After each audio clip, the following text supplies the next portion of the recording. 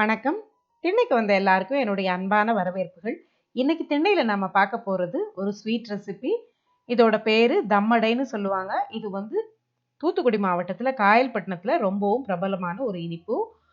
காயல்பட்டினத்துல இருக்கிற இஸ்லாமியர்கள் தயாரிக்கக்கூடிய பாரம்பரிய தின்பண்டம் இது. அந்த தம்மடையை இன்னைக்கு நாம ஈஸி மெத்தட்ல பண்ண போறோம். வழக்கமா இந்த தம்மடைய சின்ன சின்ன சிப்பி மாதிரி இந்த கிண்ணங்கள்ல தான் பண்ணுவாங்க. வழக்கமாக நம்ம கேக் பண்ணுற கிண்ணங்களை விட இது கொஞ்சம் மெலிசா இருக்கும், அழகழகான வடிவங்களில் இருக்கும்.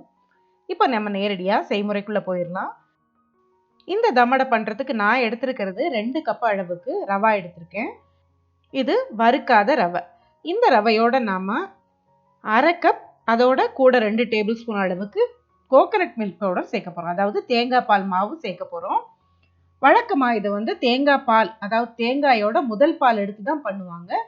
இப்போ நான் முதல்ல சொன்னேன் இது நம்ம ஈஸி மெத்தடில் பண்ண போகிறோன்ட்டு. இப்போ இது கோகனட் மில்க் பவுடர் சேர்த்து நம்ம பண்ண போகிறோம். ரவையையும் தேங்காய் பால் பவுடரையும் நல்லா கலந்து விட்டுட்டு அதோட நாம் ஒரு முட்டை சேர்க்குறோம். இந்த தம்மடை பண்ணுறது ஒரு நீளமான ப்ராசஸ். இதில் நாம் பண்ணுறது இப்போது முதல் படி. இப்போ இந்த 3 பொருட்களையும் நல்லா கலந்துட்டு, அதாவது ரவை, தேங்காய் பால் பவுடர், முட்டை, இந்த 3ஐயும் கலந்துட்டு அது கூட நான் 280 ml தண்ணி சேர்க்குறேன். அதாவது இது ஒரு கப்பை விட கொஞ்சம் அதிகமாக இருக்கும்.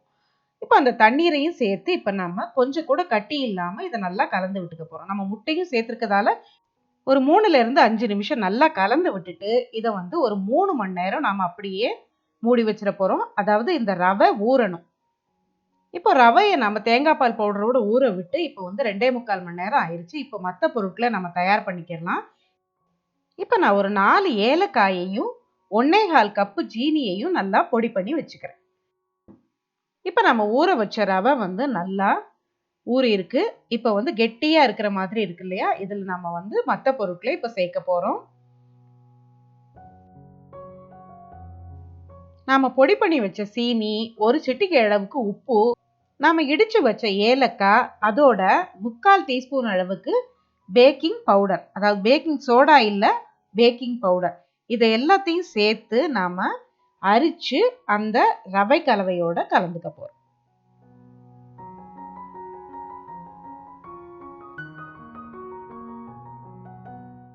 இப்ப ரவை கலவையோட இந்த தூளாக்கின சீனியை சேர்த்து கலந்துக்க போறோம். நம்ம இப்ப முதல்ல பாக்குறதுக்கு இப்ப கெட்டியா இருக்க மாதிரி இருக்கு. இப்ப சீனி கரைய கரைய இந்த கலவை நல்லா இழக்கம் ஆயிரும். அதாவது தண்ணி மாதிரி ஆயிரும். ஊத்துற பதத்துக்கு, அதாவது இந்த மாதிரி பதத்துக்கு ஆயிரும். இது வரைக்கும் இந்த மாவு கலவையில நம்ம எண்ணெய் எதுவுமே சேர்க்கல. இப்ப நாம 3 டேபிள் ஸ்பூன் அளவுக்கு நெய்யும் 2 டேபிள் ஸ்பூன் அளவுக்கு தேங்காய் எண்ணெயும் சேர்க்கிறோம். இப்ப தேங்காய் எண்ணெய் எதுக்கு சேர்க்கிறோம் அப்படின்னா, இப்ப நம்ம தேங்காய் பாலுக்கு பதிலா தேங்காய் பால் பவுடர் சேர்த்திருக்கோம். இப்ப நம்ம இந்த கூடுதலா தேங்காய் எண்ணெய் சேர்க்கும் போது அந்த நேச்சுரலா தேங்காய் பால் சேர்த்த மாதிரியே ஒரு வாசனை நல்லா இருக்கும். அதுக்காக தான் தேங்காய் எண்ணெய் சேர்த்திருக்கு. இப்போ நமக்கு மாவு தயாராயிருச்சு. இப்போ நம்ம இந்த தம்மடை பண்ற கிண்ணங்கள்ல நம்ம கொஞ்சம் நெய் தடவி அதில் லேசா மாவு போட்டு தயார் பண்ணி வச்சுக்கலாம். இப்போ நம்ம தயார் பண்ணி வச்ச மாவை இந்த அச்சுகளில் ஊற்றி நிறச்சிக்க போறோம்.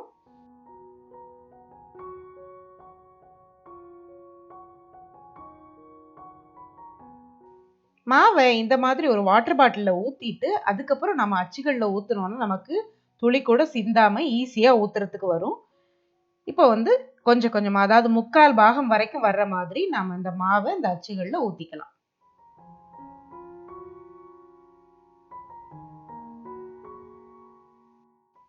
மாவு அச்சுகளில் ஊற்றிட்டு அதுக்கு மேலே நீங்கள் விருப்பப்பட்ட நட்ஸ் ஏதாவது சேர்த்துக்கலாம். நீங்கள் இப்போ நான் ஸ்லைஸ் பண்ண பாதாம் சேர்த்துருக்கேன். இப்போ நம்ம எடுத்துக்கிட்ட இந்த அளவுக்கு நமக்கு 30 தம்மடை கிடைக்கும்.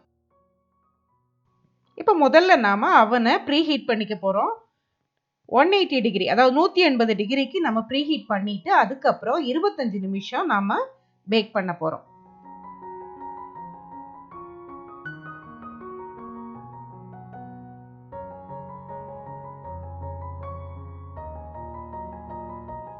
இப்போ நாம தயார் பண்ணி வச்சிருக்கிற தம்மடைகளை உள்ள வச்சாச்சு. இப்போ நான் 2 லேயரா வச்சிருக்கேன்.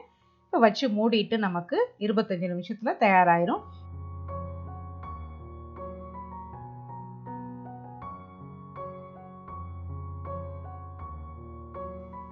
இப்போ 25 நிமிஷம் ஆச்சு. இப்போ நம்ம திறந்து பார்க்கலாம். இப்போ பார்த்தாலே உங்களுக்கு தெரியும் தம்மடை எல்லாமே பொன்னிறமா அழகாக தயாராகிருக்கு. வெளியே எடுத்த பிறகு ஒரு 10 நிமிஷம் நம்ம நல்லா ஆற விட்டுட்டு அதுக்கப்புறம் ஒவ்வொன்றா எடுத்து இப்போ ஒரு தட்டில் நம்ம கவிழ்த்தினோம்னா இந்த மாதிரி அழகாக விழுந்துரும், ஒட்டாமல் வரும் நமக்கு. இப்போ நாம் கப் கேக் மோல்டில் ஊற்றுன இந்த தம்மடையை பிரித்து பார்க்கலாம். இப்போ பாருங்கள், கீழேயும் நல்லா பொன்னிறமாக இருக்குது, மேலேயும் பொன்னிறமாக இருக்குது, நல்லா வெந்திருக்கு. இப்போ பிரித்து பார்த்தா தெரியும் உங்களுக்கு, உள்ள நல்லா மிருதுவாக இருக்குது, மேல் பக்கம் ஆனால் மொறுமொறுப்பாக இருக்கும். அதாவது நம்ம அவன்லேருந்து எடுத்த உடனே அது மொறுமொறுப்பாக தான் இருக்கும். அடுத்த நாள் அல்லது அதுக்கு அடுத்த நாள் சாப்பிட்டு பார்த்தீங்கன்னா அது நல்லா சாஃப்டாயிரும், ரொம்பவே ருசியாக இருக்கும். இது குழந்தைங்க பெரியவங்க எல்லாருக்கும் ரொம்ப பிடிக்கும். இந்த செய்முறை உங்களுக்கு பிடிச்சிருந்தா சேனலுக்கு நீங்கள் புதுசாக வந்திருந்தீங்கன்னா மறக்காமல் சேனலை சப்ஸ்கிரைப் பண்ணிக்கோங்க. இந்த ரெசிபி பற்றின உங்களுடைய கருத்துக்களை மறக்காமல் கமெண்ட்டில் சொல்லுங்கள். இன்னொரு செய்முறையோடு அடுத்து சந்திப்போம். நன்றி.